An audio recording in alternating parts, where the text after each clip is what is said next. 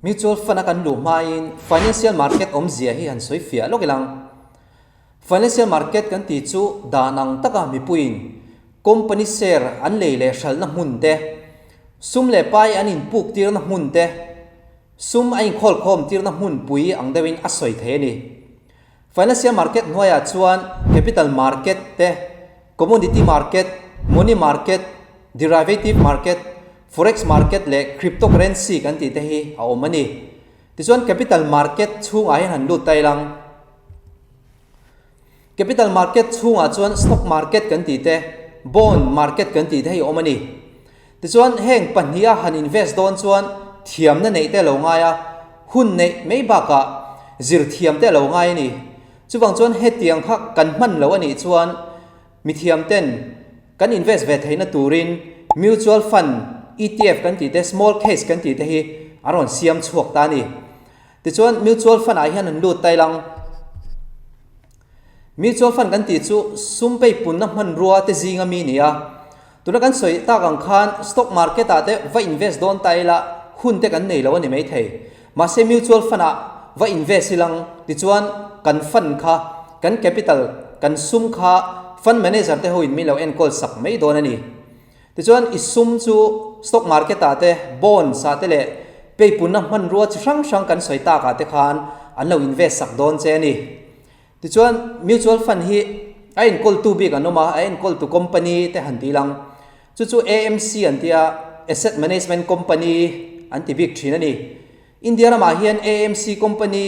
somli chuang set omani chu ta chuan alian zol panga vel han soi tai lang ama sapera chuan SBI mutual fund hi alian bera adota ICICI Prudential mutual fund kan ti te HDFC mutual fund Aditya Birla kan ti te Axis mutual fund kan ti te hi India ma chuan alian zual te an ni chuan mutual fund hi lump sum kan ti le SIP kan ti mang hian a invest heya aum ji han soi tai lang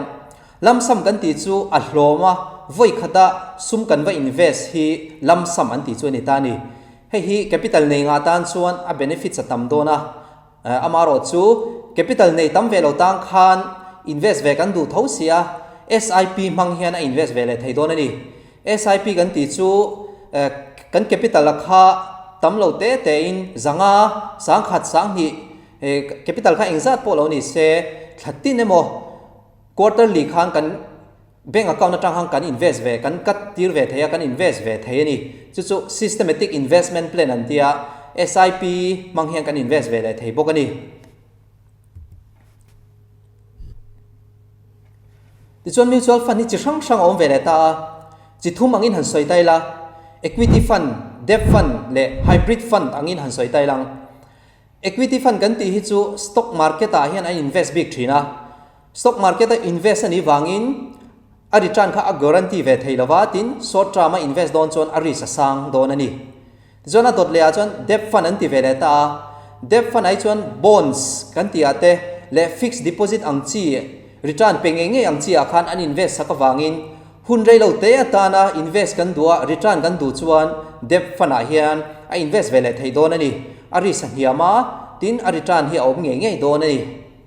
chuan a pathum na chuan hybrid fund hian soi le tai la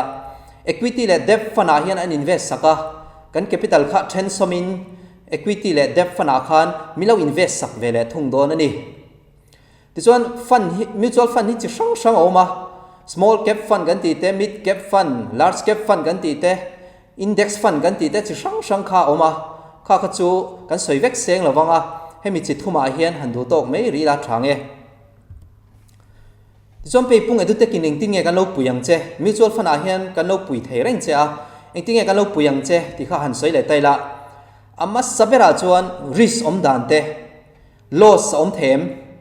profit om them kan capital kha kan hum thei angem kan profit thei angem ti zong zong kha kan lo pui thei che a tin mutual fund hi lak don chuan a hun lo te om ve thina khatiang zong zong a ha kan lo pui thei don che ani ti chuan a dot le a chuan investment goal ni nei angai ni investment goal kan lo siam pui chenga investment goal e zir khan short term plan nge kan la kang long term plan ti zong zong kha kan lo than sak don che ani ti chuan a dot le chuan kan partner angel one mangin demat account kan lo hon sak don che a KYC kan ti felanga lam samin ngei la kang SIP in investment ti chanang ti zong zong kha kan lo ti fel sak don che ani ti chuan a to bera chuan mutual fund mai ba ga khan ETF kan ti te stock market le financial market kan tiang chi zong zong a khan kan lo pui thei che ani ti chuan mutual fund itana that big na kan soyanga ama sapera chuan hun nei lo tan hian mutual fund chu lak nge tur ni tekhin na hun pumin nai lo thoka investment te in ti man lova stock market ta te investment man lo mai ba ka izir chiang man lo ni ka tiang ho tang kha chuan hun nei lo tang kha chuan mutual fund hi lak nge tur ani ti chuan a dot le chuan ke ni ang te nang ni ang private anga thok tan chuan pension fund te kan lo nei ve lova ka tiang a khan kan pension atang khan kan lo invest ve thei reng ani chuan a dot le chuan fixed deposit ta te kan da thina fixed deposit return te alo tam lo kan lo lung oi lo thina khatiang ani chuan mutual fund a hian long term han thirila long term kan thira jenin a risk te po kan ti niam theya chuwang chuan long term kan thir thiam ani chuan fixed deposit hi kan bit thei don ani a to bera chuan investment mai ba ka hian sum khol khom na thalu to ani mutual fund hi sum kan khol thei lo ani chuan kan bank account na tang hian sum han kat tir pop mai la mutual fund mang hian chu chuan sum kan khol thei dona kan invest thei pha don ani